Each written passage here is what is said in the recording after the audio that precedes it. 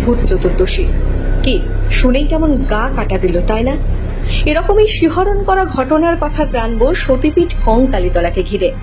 জানবো সেই সময়কার কঙ্কালীতলার রহস্যময় অন্ধকার ঘেরা অলৌকিক সময়ের কথা।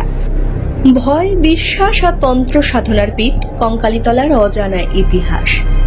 একটা সময় কঙ্কালীতলা মানেই ছিল ভয় আর রহস্যের মোড়া এক এলাকা। ঘন জঙ্গলে ঘেরা ছোট্ট এক মন্দির, চারিদিক নিস্তব্ধ, অন্ধকারে মোড়া, আর কোথাও দূরে শিয়ালের হুক্কার প্রতিধ্বনি। সেই সময় দিনের বেলাতেও মানুষ পা ফেলতে সাহস করত না, রাতের বেলা তো দূরের কথা। কথিত আছে কোপাই নদীর তীরে অবস্থিত এই শ্মশানে রাতের অন্ধকারে ঘুরে বেড়াতো অশরীরী আত্মারা। এই ভয়াল পরিবেশেই চলত অলৌকিক তন্ত্র সাধনা। নগ্ন দেহে ছাই মেখে সব দেহের ধোঁয়া ও ঢাকঢোলের শব্দের মধ্যে সাধনায় লিপ্ত থাকতেন তান্ত্রিকরা। মাঝে মাঝে বাতাসে কাঁপত অজানা হাসির শব্দ, হঠাৎ নিভে যেত প্রদীপের আলো। কেউ কেউ দাবি করেন মা কঙ্কালী নিজেই তান্ত্রিকদের সামনে আবির্ভূত হতেন, কারো মনে ভয় জাগিয়ে, আবার কারো সাধনায় আশীর্বাদ হয়ে। পুরাণ মতে সতীর কঙ্কাল অংশ পড়েছিল এখানে, তাই নাম কঙ্কালীতলা, 51 পীঠের অন্যতম। আজ এটি রাজ্যের বিখ্যাত তীর্থক্ষেত্র ও পর্যটন কেন্দ্র। চৈত্র সংক্রান্তির পুজো, কৌশিকী অমাবস্যা, শ্যামা পুজো ও কুমারী পুজোয় ভিড় জমে হাজার পুণ্যার্থীর। তবু আজও কোপাই নদীর ধারে কুয়াশা নামলে কেউ কেউ শোনেন শ্মশান থেকে ভেসে আসা অদ্ভুত কান্না কিংবা হাড় হিম করা হাসি। হয়তো এই ভয়, বিশ্বাস আর তন্ত্র সাধনার মিশ্রণই কঙ্কালীতলার আসল রহস্য।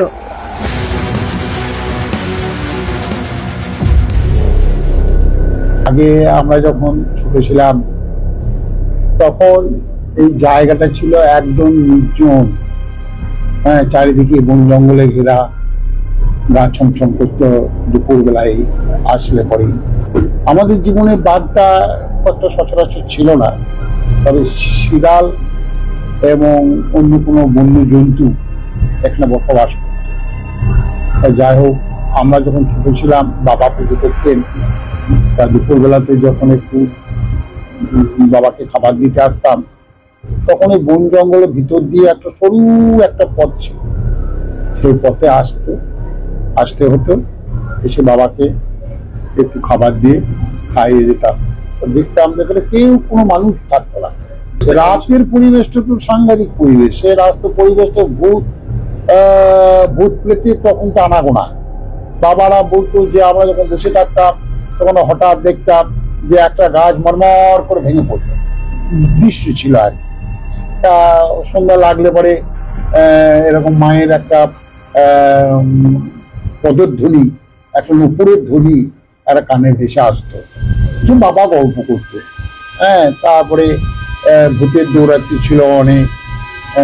এই যেমন এখন যেমন যেগুলো উঠেছে নকুলদানা, এই নকুলদানা যখন ছড়িয়ে দিত তখন ভূতে কটকট কটকট করে খেত। কলাই ভাজা দিত, ভূতে খেত।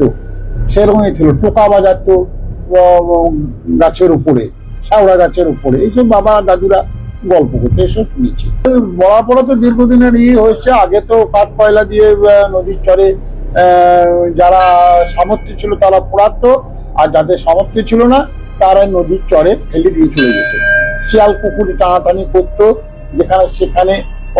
কোনো সময় দেখা যেত রাস্তার ধারে একটা পা পড়ে রয়েছে, হাত কাটা পড়ে রয়েছে, মুন্ডুটা পড়ে রয়েছে, কিংবা দেখছেন যে বডিটা অর্ধেক খেয়ে অর্ধেক পড়ে আছে, এরকম দেখা যেত। চারিদিকে বন জঙ্গলে ঘেরা ছিল তো নদীর চরে।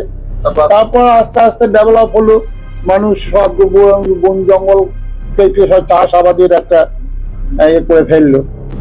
অনেক দোকানপাট হয়েছে, মায়ের মন্দিরও সেজে উঠেছে, চারিদিকে আলোর ঝলকানি, চারিদিকে। এখন তো পরিবেশটা আলাদা।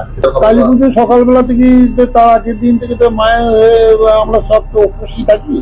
তারপর সকাল হলেই অবশ্যই পড়ি, মায়ের ধ্যান ধারণায় পুজো হয়, আর রাত্রে মায়ের একটু হোমযজ্ঞ হয়। এগুলো তন্ত্রমতে পুজো হয়, যেখানে মায়ের সতীপীঠের যে তন্ত্রমত সেই মতেই পুজো হয়।